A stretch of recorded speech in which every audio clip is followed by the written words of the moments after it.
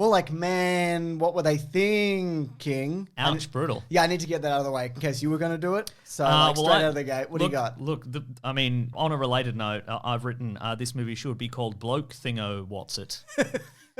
And my first question to you, James, is at what point during the watching of this movie did you realise that it was filmed in Australia? Immediately. Yeah, the first millisecond. But of course, I think it really hammers the point home that this was filmed in Australia when we meet Sheriff Kyle, the main character, and I feel like there's never been a small-town American sheriff that looks more like he's from Byron Bay than this guy. Well, that's the famous Matthew Lenevers.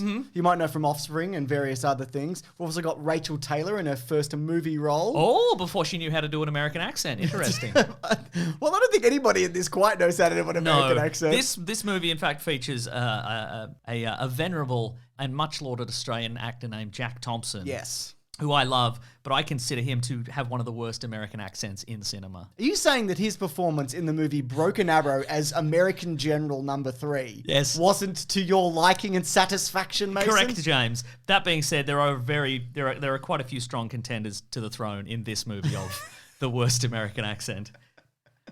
Welcome to Caravan and Garbage, everybody. Now, of course, we are covering Man-Thing because Man-Thing recently made an appearance in the MCU in Werewolf Having a Good Time. That's right. Now, you've said there, of course we're covering this, as if anybody knew it existed, which I didn't. I don't. Or maybe maybe it was in the back of my mind. That do you want some background? Yes. Well, you're going to have to give this video a like along with everybody else, Mason. Clickety-click. Great, thank you. So that was a like and then an unlike. That's fine. Yeah, okay. So, and then a mean comment. So this is produced by Lionsgate and Fierce Entertainment, two lion-related companies, I guess, in certain ways, Mason. But the idea was that in the year 2000, the year of our Lord, Artisan Entertainment and Marvel Enterprises joined forces. Strong words.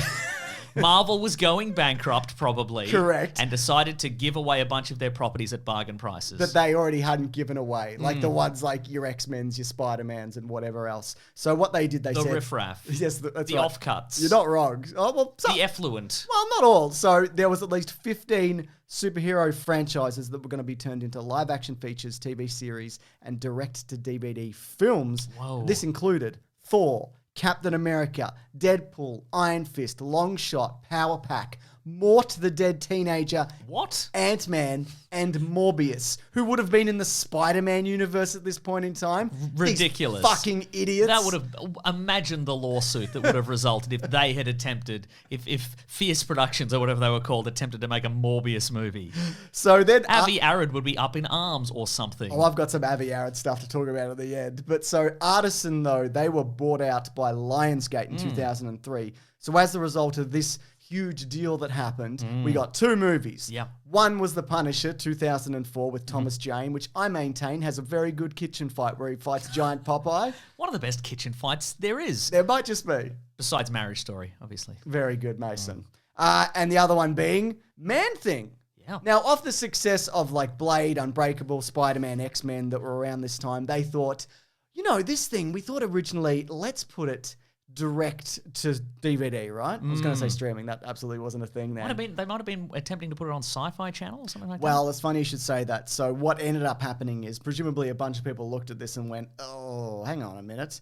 And so this is a bit crook. So this film premiered on the Sci-Fi Channel under the Sci-Fi Pictures label in 2005, despite being filmed in 2003. But theatrically, though, it did get a release in Russia, Singapore, Spain, Belgium, and the United Emirates. Whoa. Now, before we get into the story of kind of soupy guy in a swamp that's going on here, do we want to get into the origin of Man-Thing? And in terms of that, I just want to kick this off by saying the writer of this film, Hans Rodionov, had this to say about the script. Everyone should try and forget about Ted Sallis and the super soldier serum.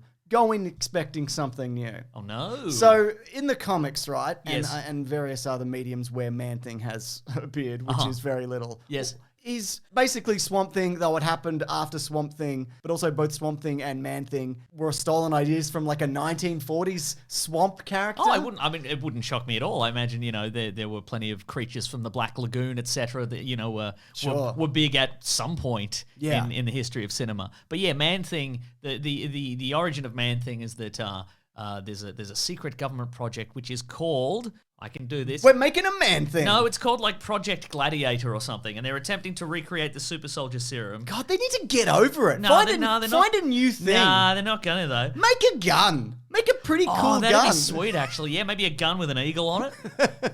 A live eagle or a robot eagle, it doesn't matter. But anyway, and Ted Sallis is one of the lead scientists on board, along with Bobby Morse, Mockingbird. Yes. And of course, everything goes awry. As these things do. Yeah. And Ted Sallis is fleeing from some pursuers with one sample of this serum, and he's like, where can I hide this? I know, in my own veins. And he injects himself, and then he falls into the swamp, and then the mystical properties of the swamp combined with the super soldier serum turn him into this thing. Yep. This Man-Thing. It certainly is Man-Thing. And so instead of the focus of this being on the Man-Thing, where he's out for justice, it's some kind of swamp entity that comes to life. And I guess here's my problem with this terrible movie, Mason. Go on. There's no thrill or intrigue about what is happening here, because very clearly from the get-go, it's, okay, the bad guys, they're poisoning the lake or the swamp or whatever, and the Man-Thing is running about. Yes. And as a result of that, like, I don't know why anybody is doing anything in this movie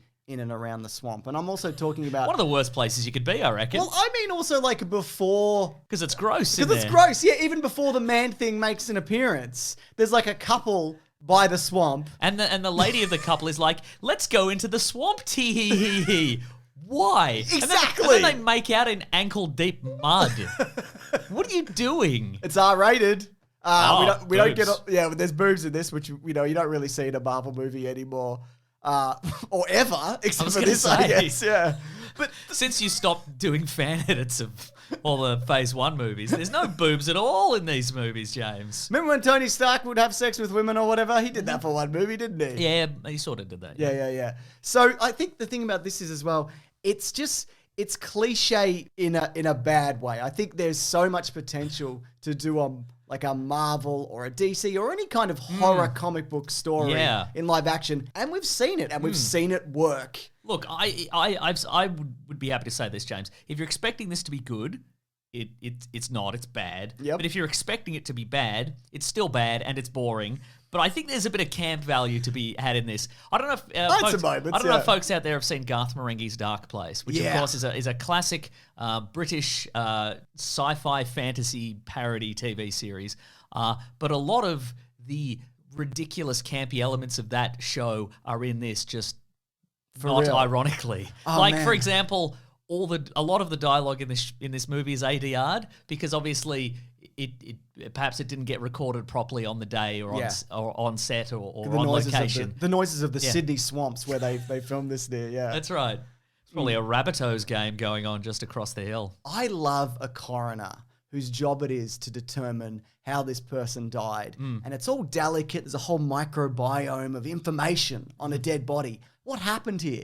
And he's just punching a dart over the top of it, Probably the actor was doing that. Due to union rules, they couldn't stop him. So, big fan of that. It's also got like Saw-style quick edits and screeching, which is just not good and very unpleasant to experience. The most prominent ADR in this movie, though, is whenever a phone rings, and it's just like your television's exploding. I'm like, what?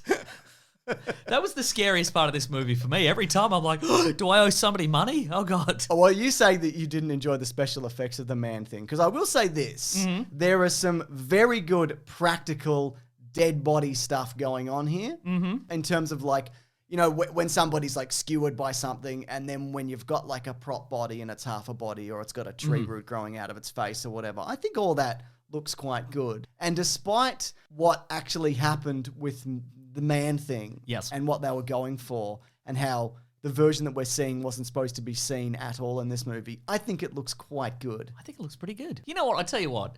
I'll tell you what, James, tell you this for free. Mm-hmm. If you were like an actor or a production crew member on this movie, and you've spent like most of your career working on a soap opera or working on like a small town crime drama where like 15 years ago a kid pushed another kid into a creek or whatever, and that's the extent of the drama or whatever, I reckon you'd be loving this. Totally. Like there's scenes in this, the actors are in this, they're chewing scenery, they're firing machine guns. Yep. You're a crew member on this movie, you're just setting a car on fire for no reason, you're just a burning car in a scene. That car was burning so hot for so long. What was the deal with that car? I don't know.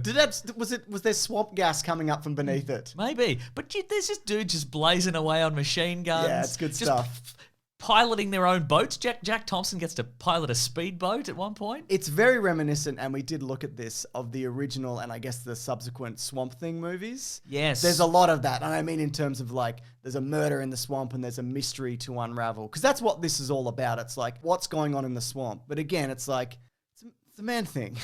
It's obviously a man thing, yeah. I mean, and there's some police corruption or whatever, or corporation stuff that whatever's happening. But yeah, just to get back to the man thing himself. So there was actually the group who worked on this, the makeup effects, were a team from Australia. And Is it the home and away makeup team? No, that's just a bronze spray tan. Oh, yeah, of course. But they put you in a booth, they hit the big red button, you're ready to go. That's right. Hold your breath. This is poisonous. So this is from Nick Nicolau, who's a co-founder, as mentioned, of this group. He said, so the deal with the man thing was it was nearly always brought in at the end of each filming day, and then we rushed through the shoot. So they were running out of time, and it was logistically also difficult to shoot the man thing on set because you're on a man-made swamp, and there's a person in the suit, and they're propped up in the swamp on like a box or a table, and they didn't have time to do any of the blocking or anything to make sense of what is actually going on. Some of this movie has done it on the day energy, I'll tell you that much. There's a moment in this movie where Sheriff Kyle opens up a case and withdraws a shotgun, and he loads 3 rounds into the shotgun, but he's very obviously pretending to put the round in, palming it, and then putting it directly into his back pocket. Hand. 3 times he does it. It's maddening. Just do it behind the case, dude. Yeah. Incredible. I love that, mate. Yeah, right. It's good. I didn't notice at all. I guess that's the power of cinema. You know what I mean? You're so caught up in it, you don't notice all the little tricks. So true. That are going on. So, but the reason though this was the way it was is because what they made was supposed to be a creature that was going to be replaced entirely with CGI. So every meeting that they went to, they were told, hey, we just need something that's the shape and size of the man thing. So the suit will be replaced afterwards. So we just got a local bloke in. Named Ron. Big Ron. We covered him in moss and we went for it. And he said, we had a bad feeling about this as they were cutting the budget left, right, and center. So in the end, no 3D creature was made due to the diminishing budget. Our physical creature suit is in every shot. Right, so there is some like CGI tentacles waving about. And considering that this wasn't supposed to be seen at all, it looks pretty good. Yeah, right? Yeah. Anyway, here's 2 bits that I liked. Okay. This is a section called 2 bits I liked. Love it. I don't know if I can contribute 2 bits that I liked. Well, I've already filled it up. I've already got 2. Yeah. Look, it's not called 3 bits I like. Here's a bit that I like. One of the murder victims was called Steve Gerber. Steve Gerber, of course, did a very well celebrated run on Man Thing. Also, he created Howard the Duck. Yes, very good. This segment has now been relabeled 3 things that we both like, I guess. No. Yeah. The second thing that I liked, Mason, in this collective thing is where there's the big protest at the start. And they're like, stop pouring poo into the swamp or whatever's going on. Stop operating that one weird clockwork drilling platform in the middle of the swamp that we keep coming back to. That we thought was really big, but it's actually pretty small when people actually get to it. When you stand near it. Yeah, it's small actually. Yeah, it looks like something on like a high school production set. It's like something the Phantom of the Opera would emerge from behind. As soon as I saw it at the start, I was like, yeah, we're going to be seeing that a fair bit. They put some money and some nails into that. So Rachel Taylor, she kicks the cop into a puddle. In his balls? Right in his balls. Yeah. And then he's like, right, you're coming with me, you're under arrest or whatever. And she's like, what are you arresting me for? What do you mean? This is America. You can't arrest me, America. Hey, man, you kicked a cop into a puddle in the his balls. Nuts. I'm not saying you weren't right. I'm just saying You should be able to understand what's happening here. Yeah. And I liked the bit where there's a photographer in this who's constantly popping up in the swamp, and he's like, "Hello, I'm in the swamp." I just love blurry bad photos. Yeah. Of nothing mostly. And he wants to get a photo for Life magazine. And as he's running away and saying this at one point, the lead cop says, "Life magazine went out of business, you fucking idiot." Hell yeah. And it just felt like Yeah. it happened on the day. Yes. It felt real. I was a big fan of that. But I tell you what, I wasn't a big fan of the ending. So the man thing, whenever the man thing gets close to anybody, Yes. it tears them apart. Yeah, which is interesting because It's not that interesting.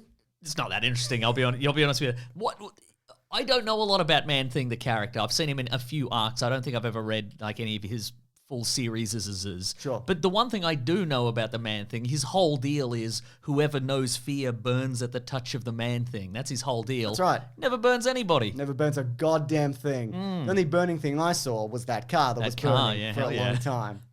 I saw that burn. Yeah, hell yeah. Oh, and the cigarette over the corpse in the coroner's office or whatever. That's right. So it's killing anybody, right? And then at the end, like the two leads are there, and it just doesn't kill them because it's coming up slowly, and then there's an explosion. And Yeah, but I think the Man Thing wanted to destroy that small drilling platform. yeah, but And it's once that was literally destroyed- killing anybody because you know the dude who's like, "I'm using my mystical powers of the swamp to stop the man thing." But the other guy, because there's two mystical guys.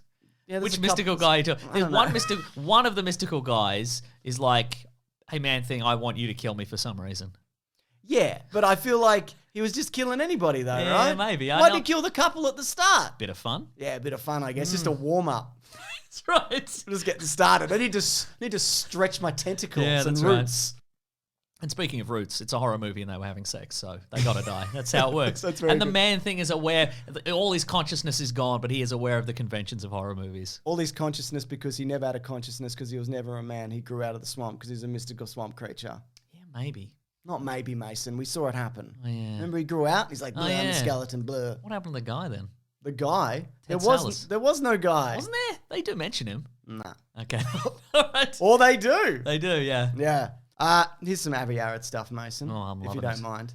So Avi Arad, of course, the CEO of Marvel Studios, he stated after this movie's release, people might know that he's famous for getting a lot of these properties, the bigger properties, off the ground. So he worked closely with X-Men, Spider-Man, but often his involvement will end up ruining a thing in the long term. Sure, absolutely. This is what he had to say. Credit where credit is due. He's done a lot of good stuff, I will say that. And he was involved in the MCU till Kevin Feige basically sidestepped him and got him kicked out. But he said the one hiccup we had was the one project we didn't micromanage. We were not going to the Outback.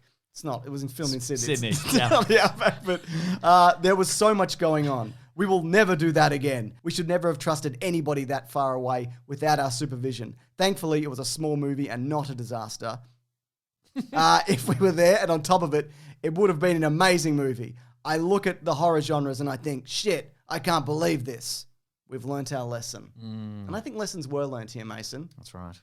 But the only lesson I like to behest on people Oh, yes. who come to these videos is give your parents a call. Unless they suck. In this case, just fucking leave them. Don't worry about That's it. right. Put a kick me sign on their back. Yes. That'll learn them. And the other of course, Or throw them into a haunted swamp. Obviously, that could work. the other of course is green trivia. This week, I know obviously it's not called green trivia because Man Thing is green. You know that better than anybody. It's just a coincidence. Yeah. This week, I was wondering if we could call it green trivia plus a supercut of that guy yelling Rodney a bunch of times. Sure. Supercut first, Yep. and now green trivia. Thank you, Ben and Lawrence. Is that going to be the name every week? Green trivia. Supercut of the guy saying, I mean, it depends how good the supercut is. I I guess- remember him saying Rodney a bunch of times, but maybe it was only a couple of times. Don't worry about it. If it turns out to be a real cinematic spectacular, maybe that's what it'll be called every week. To tie back to what I said earlier, Man-Thing was actually created before Swamp Thing, even though Swamp Thing is the more popular character. They sued DC, but lost out, and this was probably due to the fact that they are both a derivative of the Hillman periodicals, The Heap, from the 40s. Oh, The Heap? Yeah, The Heap. Wow. Brett Leonard, who Bring directed... back the heap, I say. Bring it back. Heap cinematic universe. Big pile of heap. Heaps of horror. Brett Leonard directed this, who actually was the director of Virtuosity. Yeah, Lawnmower Man. That's right, and of course Highlander: The Source. Now I wanted to ask you, Also a big hit in Russia. is that one of the good ones? No, that's the worst one. Wow, that's Yeah. Highlander 2? This is the worst one? It's the worst one. Wow, incredible. Yeah. I mean, Virtuosity, he's eating glass, isn't he? Love that. Hell yeah. And Lawnmower Man, 3D entertainment or something. That's right. Yeah. So much of the swampland in this had to be artificially created scenes is that, yes, it was filmed on location in Sydney. In the outback in Sydney. That's right. And in Sydney, Australia, it's a it looks like a regular suburb, a lot of it. It doesn't have crazy swamp climate. Mm-hmm. It's like, it can be pretty mild most of the time, but it's not ideal for a swamp setting, is it, Mason? So are we being sponsored by the City of Sydney Tourism Board? We're not It's not a big swamp or nothing. It's fine. It's fine sometimes. Weather's fine, I think. So the plants actually used in this weren't suited to the environment and resulted in a bad-smelling blue-green algae, which took over the set, which the crew jokingly referred to as the Blue Harvest. Now, Oh, here he goes. Now, funnily enough, Mason, go on. Just by pure coincidence, Blue Harvest was also the name, the working title, I should say, for the original Star Wars in 1977. Wow. And no other movies, I believe. Stanley makes an appearance in this. He's a missing persons in the police station, apparently. Righto. I didn't see it. I saw that on IMDb. But I did see this. It's on YouTube. So okay, cool. if you're worried, like, how can I catch this? Where can I watch this movie? Don't worry about it. It's right there. Now, the box office for this, you're not going to believe this. This shocked me. There was a $5 million budget for this movie. I mean, you got to get all those plants to Sydney, so. Yeah. I lied about the swamp thing. They didn't really grow a swamp. I mean, they built a set, but whatever. You got to get Jack Thompson to Sydney. Yeah, that's not true. where he lives, I don't think. No, yeah, maybe. He was Clee Glass. He was Clee Glass. You didn't know that. No, I know things. But of course, in its limited release, and it probably would have got some money for going to sci-fi, it made $1 million in total. Considered one of Marvel's lesser known and biggest disasters. My goodness. I will say this, Mason. Go on. It's not very good. Did you have fun watching it though? A little bit. Yeah, I did. A little bit. I mean, look, honestly, I love the Australian cast. A few other names: Alex O'Loughlin, Steve Bastoni, Ian Bliss. My goodness. He played Agent Smith. Remember, he was like, I'm different Agent Smith. I'm in the real world, bitch. I'm going to beat you up. That guy did a great Agent Smith impression. Incredible. Watch our Matrix videos. A lot of that also it's got like a green tint of it, but its working title was Blue Harvest also. Mason. Go on. All in all, is this worth watching? It's on YouTube. Give it 5 minutes. See if you're enthralled. Yeah. I don't know. Oddity? Yeah, as an oddity, but I think just an exercise in like watching a bunch of Australians attempt to be like deep South Americans. Yeah. You know?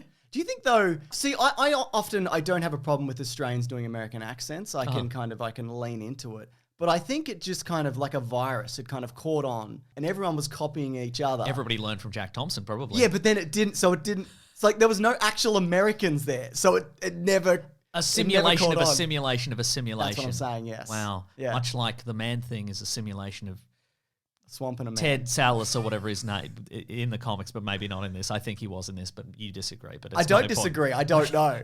Okay, great. You're probably right, but I don't know. Mm-hmm. Anyways, this has been Caravan of Garbage. We do this every week. I just wish people had a way to see these early, Mason. Well, they don't. Mason, they do. Oh, okay. That was a prompt for you. Oh, but they don't. Was that better? They do. But they don't? They do. But they don't? Question mark, and then it's back on you. Okay.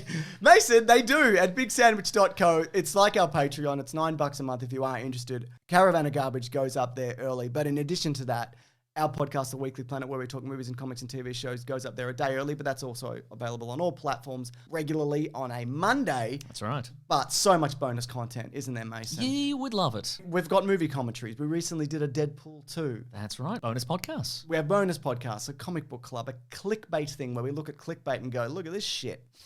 Can you believe this? Yeah. Anyway, here's a hint towards next week.